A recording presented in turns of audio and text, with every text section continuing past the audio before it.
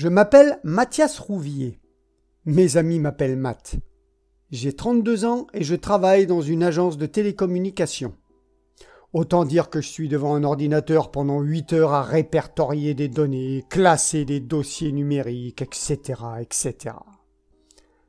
Je vis en colocation avec mon frère Simon, de 2 ans mon aîné.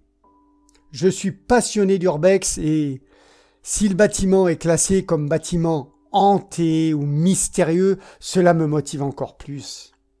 Mon frère, lui, n'est pas aussi passionné que moi, mais il me suit dans mes délires pour garder un œil sur son petit frère.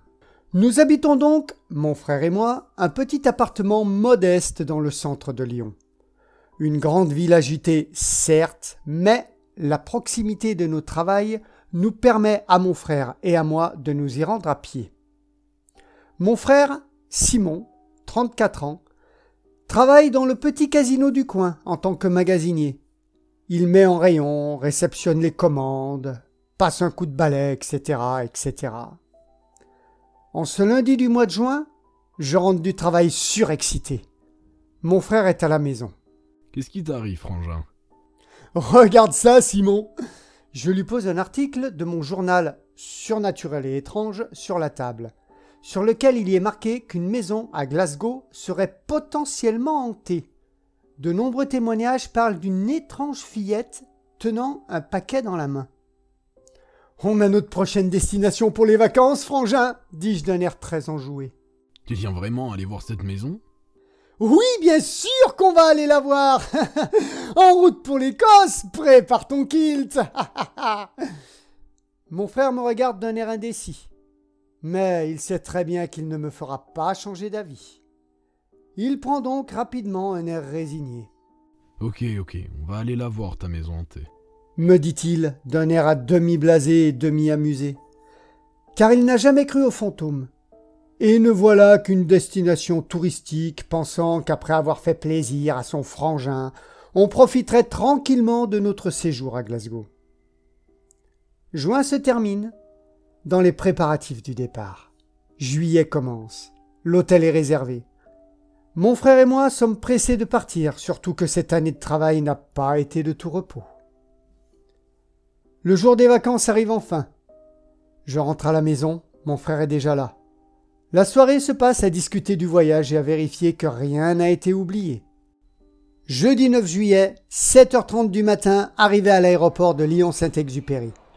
Enregistrement des bagages, des billets. Simon et moi prenons le petit déjeuner à la brioche dorée en attendant l'appel pour notre vol. 7 heures de vol et on sera à Glasgow. Oui, j'ai hâte d'y être, de voir cette maison hantée. Bouh. L'appel pour notre porte d'embarquement se fit entendre. La douane, la vérification des bagages à main, puis la salle d'attente près du guichet où une hôtesse viendra conduire les passagers dans l'avion. C'est toujours une sensation bizarre quand l'avion prend de l'altitude. J'aime bien regarder par le hublot à ce moment-là, me voir me rapprocher des nuages. J'ai toujours une sensation de légèreté dans les premières minutes, quand l'avion prend de la hauteur. Le vol se passe tranquillement, avec une première escale à Strasbourg, puis une seconde à Amsterdam, pour enfin arriver à l'aéroport de Glasgow vers 15h30 environ. Mon frère loue une voiture pour nous emmener au Travelodge Hotel sur Queen Street. La chambre 115. Une grande chambre avec 2 lits, un WC salle de bain assez spacieux. Tout le confort y est et mon frère et moi déposons nos bagages. En regardant par la fenêtre, je vois une enseigne. Max Bar & Grill. Hey Simon, il y a de quoi se restaurer juste en face. Il y a juste à traverser la rue. Génial, on dépose les bagages et on va se chercher quelque chose à grignoter. Ça marche, frangin, répondis-je d'un air joyeux, car j'avoue que mon estomac commence sérieusement à réclamer. Après s'être installés, nous sommes allés au Max Bar & Grill. Nous avons pris tous les deux un fish and chips et une bière. Puis, devant mon insistance, Simon accepta de venir faire du repérage avec moi. La maison se trouve un peu en campagne. En prenant la route de la cathédrale Saint-Mongo, il y a une petite route qui tourne à droite et qui mène sur des chemins et d'autres petites routes. C'est assez compliqué de trouver quand on n'est pas du coin. Mais nous l'avons tout de même trouvé. Bon, on a trouvé ta bicoque, on peut aller à l'hôtel. On a 7 heures d'avion dans les pattes et j'aimerais bien me reposer un peu. La maison à l'abandon, vue de l'extérieur, a l'air assez banale. Mais les apparences peuvent être trompeuses. Et j'ai hâte de voir ce qu'elle cache à l'intérieur. Mais pour l'heure, mon frère et moi reprenons le chemin de l'hôtel, pour nous détendre un peu et profiter de notre première soirée en Écosse. 21h30. On se prend quelques onion rings et une bière au Max Bar & Grill. Puis, nous nous promenons un peu sur Queen Street. En passant par le Royal Exchange Square, nous repérons un centre commercial. Puis, en tournant sur Saint-Vincent, nous entrons dans le Cathy's Bar pour boire un dernier verre, avant de retourner à l'hôtel pour une bonne nuit de repos.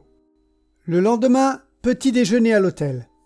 Pancakes, bacon and eggs, pain grillé, tomates. Le petit déjeuner à Glasgow est un vrai repas. Nous allons visiter le centre commercial qui est vraiment grand. On fait un saut à Cassart, un magasin de matériel artistique, puis on se balade. Le soir arrive, on se prend une pizza et une bière chez Passeno Pizza. Puis on rentre à l'hôtel. 22h, mon frère et moi sortons de l'hôtel, puis prenons la voiture de location pour nous rendre à la maison. Soi-disant hantée. Lampe torche, caméra, appareil photo. Nous sommes équipés. Simon et moi nous regardons, puis il me fait signe d'y aller. Nous avons laissé la voiture plus loin et devons marcher un peu. Mais nous arrivons bientôt près de la bâtisse. La maison est assez grande. À vue d'œil, elle semble avoir 2 étages, plus les combles. Faudra faire gaffe où on pose les pieds, elle a l'air d'être dans un sale état. Oui, on fera attention, frangin, promis. Nous entrons par une fenêtre brisée. Lampe torche braquée sur l'intérieur. Il règne dans la maison une odeur de rance et de moisi. Ouf, ça sent pas la rose, hein. C'est abandonné depuis longtemps, donc c'est normal. Nous ne chuchotons pas, mais parlons à voix basse. Le rez-de-chaussée est banal en somme. Un salon, pièce par laquelle nous sommes arrivés. À gauche se trouve une cuisine, enfin, ce qui devait être une cuisine. À notre droite, une pièce dont nous n'avons aucune idée à quoi elle servait. Dans le salon, des escaliers. Mon frère et moi montons. À l'étage, un petit couloir. À droite, une pièce qui semble avoir été une chambre. En face, une autre pièce, peut-être une autre chambre. Un peu plus loin, une salle de bain. Il y a encore du carrelage partout. Et au bout, une petite pièce qui était un WC. Mon frère et moi visitons les pièces une par une. Au bout d'un moment, Simon me dit « Dans la pièce à gauche, il semblait y avoir une trappe au plafond, peut-être l'accès au comble. » Nous faisons donc demi-tour afin de nous diriger vers la chambre. Simon entre dans la pièce et commence à regarder du côté de la trappe dans le plafond. Je le suis, mais mon œil est attiré par une ombre qui ne semblait pas être là auparavant et qui ne semble pas être due au faisceau de ma lampe. Y a quelqu'un ? Ça va, Matt? T'as pas entendu ? Non, quoi? Rien, sûrement mon imagination. Simon me regarde d'un air interrogateur. Je balaye la pièce avec le faisceau de ma lampe torche. Je soupire. Ouais, sûrement mon imagination. Continuons. C'est avec beaucoup de mal que Simon et moi sommes arrivés à ouvrir la trappe. Visiblement, elle n'avait pas été ouverte depuis des années et était coincée. Simon monte en premier. Nous braquons nos lampes partout sans trop avancer, car nous ne sommes pas certains que le sol tienne sous notre poids. Nous restons donc près de la trappe. Je repère une sorte d'ombre et braque ma lampe. Simon, lui, commence à redescendre. Y a rien ici. C'est peut-être dangereux, on redescend. This is a prison for you. Ah ! Je sursaute et respire fort. Je braque ma lampe dans tous les sens. Est-ce que j'ai bien vu ? Qu'est-ce qui t'arrive, Matt? Dis-moi pas que t'as rien entendu, là ! Dis-je un peu affolé, en balayant les combles avec le faisceau de ma lampe torche. Simon remonte. Non, j'ai rien entendu. Hein. T'as rien entendu ? Non, il se passe quoi? Je garde le silence un moment. Elle lui répond. Rien, Simon. Sans doute mon imagination, je présume. Allez, on redescend, on va voir s'il y a une cave et on rentre. Simon commence à redescendre. Je sursaute, braque ma lampe partout, mais garde le silence. Je ne veux pas inquiéter Simon, mais je serre les dents et me dépêche de redescendre. L'accès à la cave est impraticable. Inondé, une poutre brisée barre l'entrée.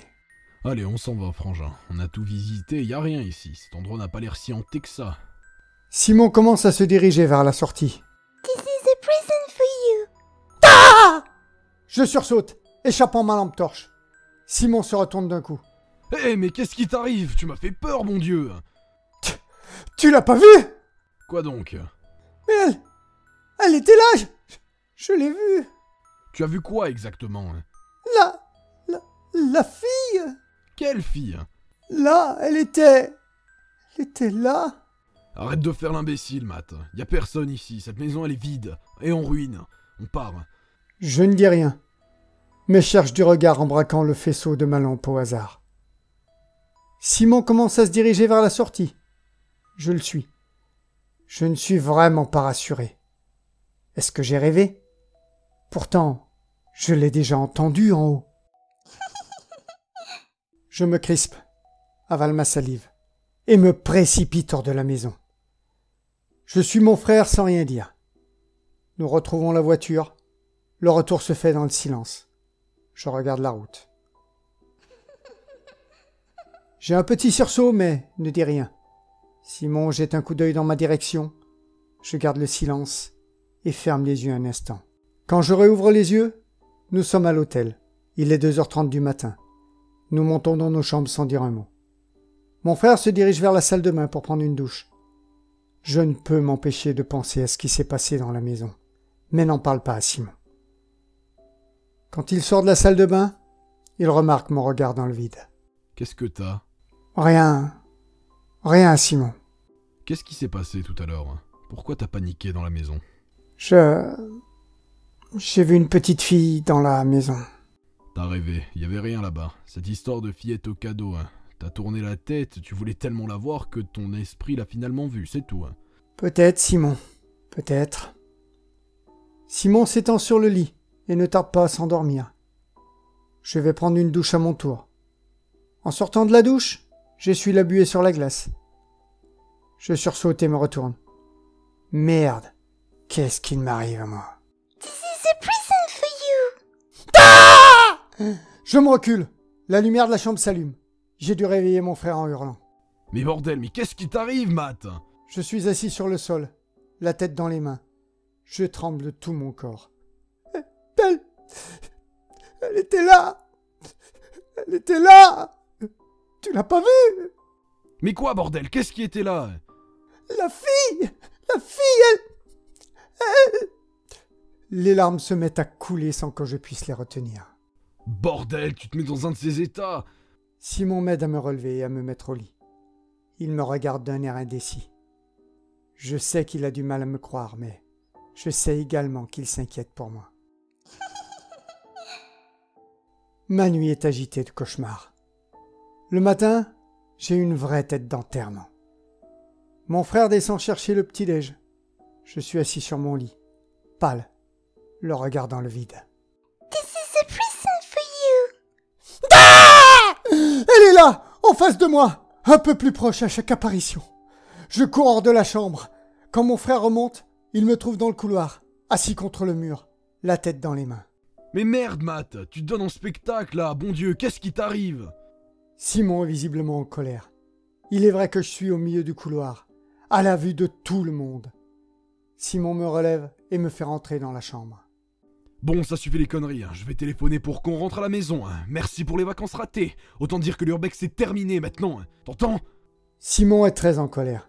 Il ne comprend pas mon comportement. Nous déjeunons dans le silence. Je sens les regards de reproche de mon frère sur moi. La journée se passe assez tendue. Nous faisons un peu de tourisme.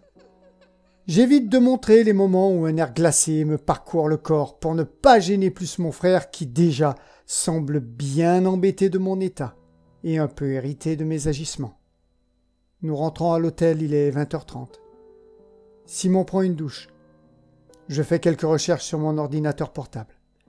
En ressortant de la salle de bain, il me dit « Tu peux rester seul un moment? Je vais chercher à manger, mais je voudrais pas qu'à mon retour, je te trouve dans le couloir en train de te donner un spectacle. » Son ton est sec. Je me sens mal.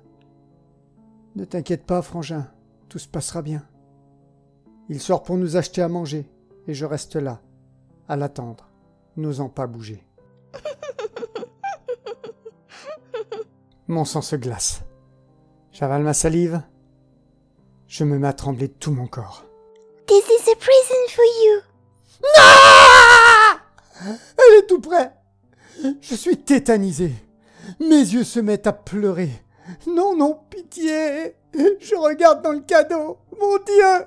Mon Dieu, dans le cadeau, il y a... Je rentre du Max Bar & Grill où j'ai pris des fish and chips et 2 bières à emporter. Merde, qu'est-ce qui arrive à Matt, bon Dieu? Il cherche à me foutre la trouille. Tout ce qu'il a réussi à faire, c'est me mettre en colère et écourter nos vacances. Demain, j'essaierai de changer les billets d'avion pour rentrer plus tôt que prévu. Il est pas prêt de refaire de l'urbex, lui, ça c'est sûr.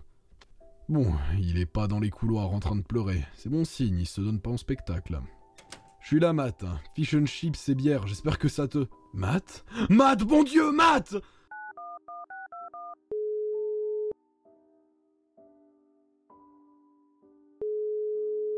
Allô? Vous êtes en contact avec la police de Glasgow. Quel est votre problème? C'est mon frère, il est mort. Votre frère, monsieur? Il est mort, avez-vous dit? Pouvez-vous décliner votre identité? Oui, je m'appelle Simon Rouvier, oui. Oui, c'est ce que j'ai dit. Mon frère est mort, venez vite, je vous en prie, venez vite, mon Dieu. Putain, ça s'est enfin arrêté, mon Dieu. Qu'est-ce qui s'est arrêté, monsieur? Je ne comprends pas. De quoi parlez-vous? Il pleurait encore quand je l'ai retrouvé. Il pleurait encore et... Putain, mon Dieu, son visage. Comment est son visage, monsieur? Dites-moi. Il a un visage qui reflète la terreur, madame, c'est horrible. Quelle est votre adresse, monsieur?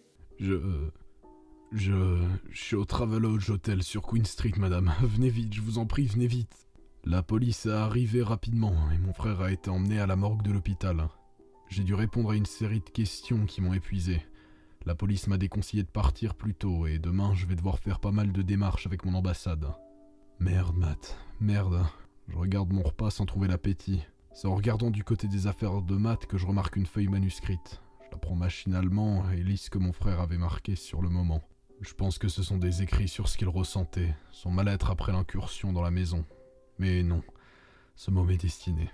Simon, mon frère, je sais que tu ne me crois pas. Tu ne crois pas aux fantômes, aux esprits, à toutes ces conneries comme tu dis si bien. Mais ils existent. J'ai fait des recherches sur la fillette au cadeau pendant que tu prenais ta douche. Simon, je t'en prie, il faut que tu me croies. Elle est attachée à moi, Simon, et elle va me hanter jusqu'à ce que je voie ce qu'il y a dans ce foutu cadeau. Je suis condamné, mon frère, j'en ai la certitude. Je ne sais pas quand ça arrivera, mais je suis condamné. La légende dit qu'après ma mort, des larmes vont couler de mes yeux pendant un moment. Si une personne découvre mon corps pendant que mes larmes coulent, alors la fillette s'attachera à lui et le hantera. Je prie pour que tu ne trouves pas mon corps tout de suite après ma mort. Frangin, si tu lis ce mot avant ma mort, je t'en prie, éloigne-toi quelque temps de moi, afin de ne pas trouver mon corps tout de suite. J'ai peur de te parler car tu vas encore t'emporter. Alors je te l'écris, Frangin. S'il te plaît, écoute-moi pour une fois.